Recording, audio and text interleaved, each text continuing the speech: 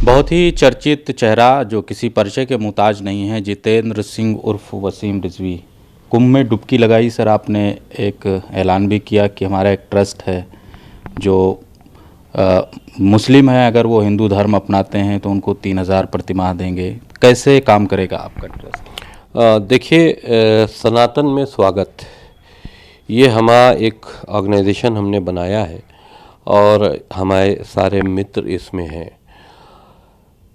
बहुत सी प्रॉब्लम्स आती थी या आती हैं जब कोई घर वापसी करता है तो उनके लिए अपने मज़हब से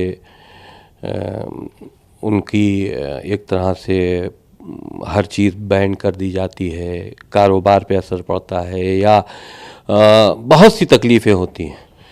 तो इस सिलसिले में हमने कई बार पत्र भी लिखे, कई जो धर्माचार्य हैं उनसे बात भी हुई। तो इसमें हमारा जो पहल है वो ये है कि जो मुस्लिम जो मुग़लों के पीरियड में कभी न कभी तलवार की नोक पर मुसलमान बना दिए गए थे, वो हिंदू, तो उनको अगर वो घर वापस आना चाहे अपनी मर्ज़ी से तो हम उनका सपोर्ट करेंगे। उनको अगर वो हमारे रजिस्ट्रेशन करते हैं हमारी साइट से और परिवार के साथ सनातन धर्म में आते हैं, हम उनका स्वागत करेंगे। जो धार्मिक रीति रिवाज हैं उनसे उनकी घर वापसी कराई जाएगी। और जो हमने 3,000 रुपये देने की बात की है वो इसलिए की है कि जब वो घर वापसी करेंगे तो उनके ऊपर बहुत से प्रेशर आ जाते हैं, क्योंकि मैं भी इसका एक भुक्तभोगी हूँ। तो प्रेशर को रिलीज़ करने के लिए उनकी एक मदद की जाएगी उस वक्त तक जब तक वो सनातन धर्म में सामान्य ना हो जाए।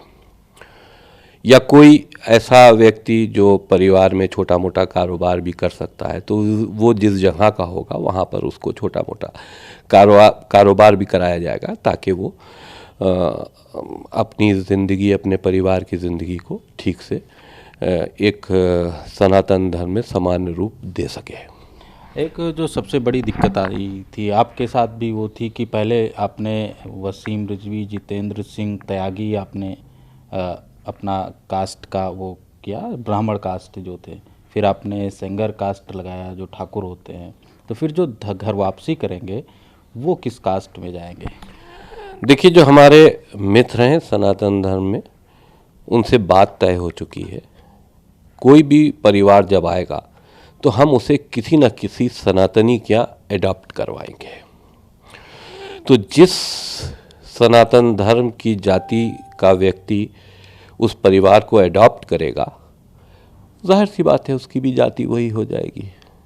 तो अगर SC ST में अगर वो जाना चाहता है तो क्या गवर्नमेंट के जो लाभ देती है गवर्नमेंट SC ST को, वो लाभ उसको मिलेंगे या फिर नहीं मिलेंगे? देखिए, अगर कोई SC ST का सनातनी उनको स्वीकार करता है अपने सनातन परिवार में, तो जाहिर सी बात है वो उनको वही स्टेटस मिलेगा।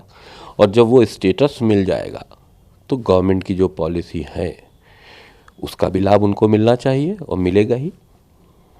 आपको लेकर और तमाम तरीके के विवाद होते रहते हैं, आए दिन तमाम चीज़ें हैं। वक्फ बोर्ड संशोधन विधेयक सरकार ला रही है, वक्फ एक्ट संशोधन विधेयक, तो उसमें ये भी प्रावधान है कि वक्फ कमेटियों में 2 हिंदू को शामिल किया जाएगा।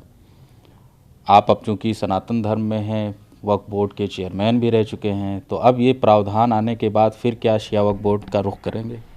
नहीं, देखिए, अब हम धार्मिक कार्यों में लगे हुए हैं, समाज के लिए लगे हुए हैं और हम चाहते हैं कि भारत को जो एक मजबूत स्थिति में इस वक्त पहुंच रहा है उसमें हम भी कहीं ना कहीं योगदान करें। भारत में जिस तरह की नफ़रतें फैल रही हैं, ये नफ़रतें कम हों, लोग मिल कर रहें और जो इस तरह के झगड़े हैं उनको भी ख़त्म करने की हम कोशिश कर रहे हैं। तो वफ़ से हम बहुत दूर हैं। और दूसरी चीज़ ये है कि वक्फ बोर्ड एक कोले की कोठरी है आप जितना अच्छा भी कर लो, लेकिन जब आप उससे बाहर आओगे तो कहीं ना कहीं आपके मुंह पर कालक ज़रूर लगेगी। मैंने बहुत एक्सपीरियंस, 12 साल में वक्फ बोर्ड का अध्यक्ष रहा।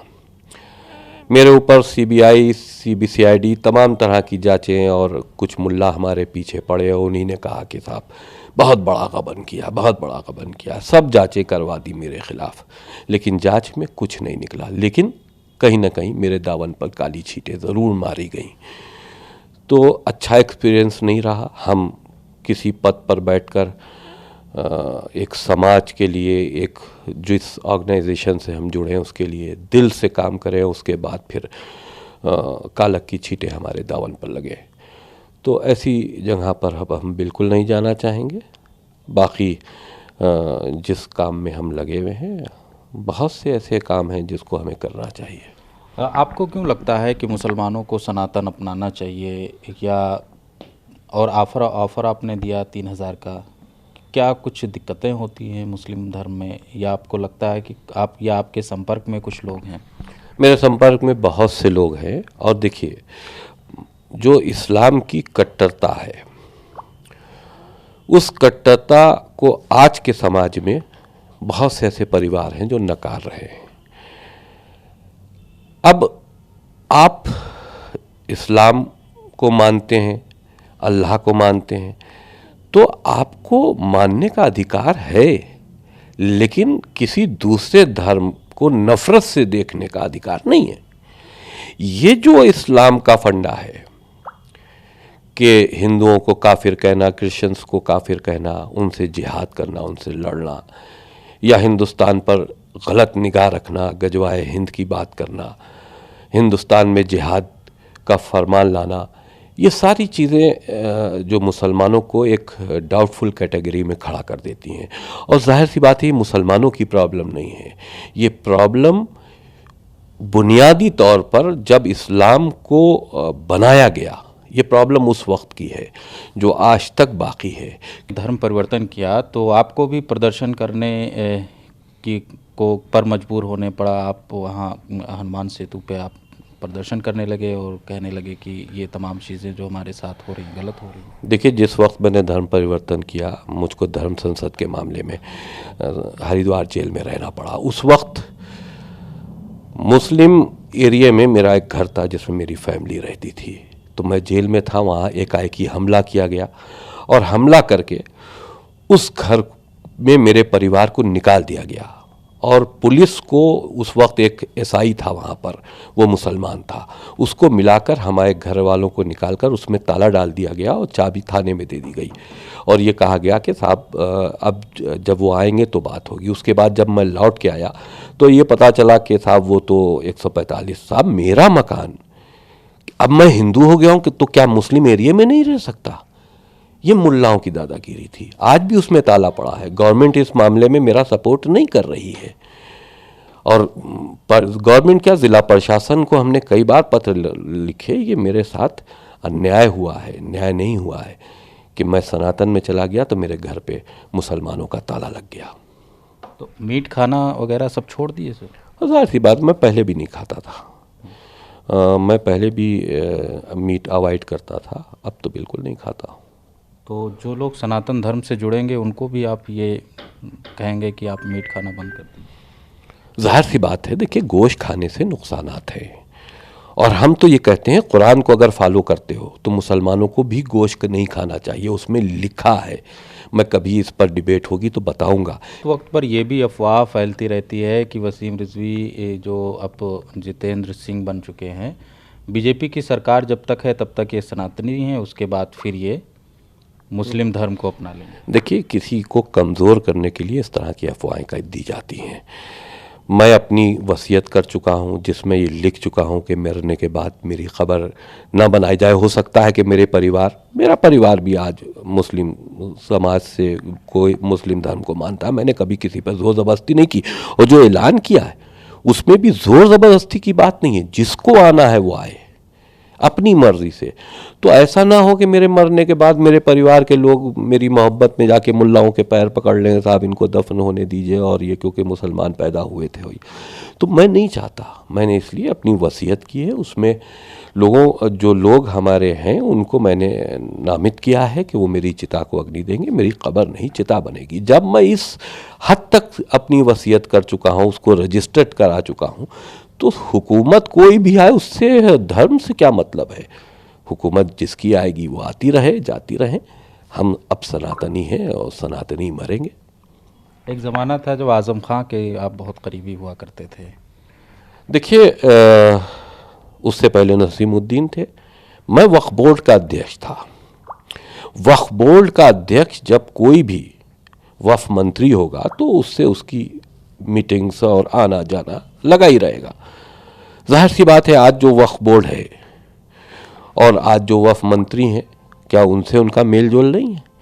तो करीब करके देखना वो एक गलत बात है। मैंने तो कहीं पर कोई ऐसा नाजायज़ काम आज़म खां के सपोर्ट में कभी नहीं किया।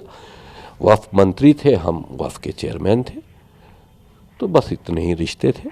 बहुत शुक्रिया। तो वसीम रिजवी उर्फ जितेंद्र सिंह सेंगर बातचीत कर रहे थे। उनका साफ कहना है कि अगर कोई भी मुसलमान हिंदू धर्म सनातन धर्म अपनाता है तो उसको सीधे तौर पे हम न सिर्फ आर्थिक मदद करेंगे बल्कि कारोबार भी उसका करवाएंगे, ताकि उसको किसी भी महाज पर कमज़ोरी का सामना न करना पड़े। ईटीवी भारत के लिए वीडियो जर्नलिस्ट विजय वर्मा के साथ खुर्शीद अहमद, लखनऊ।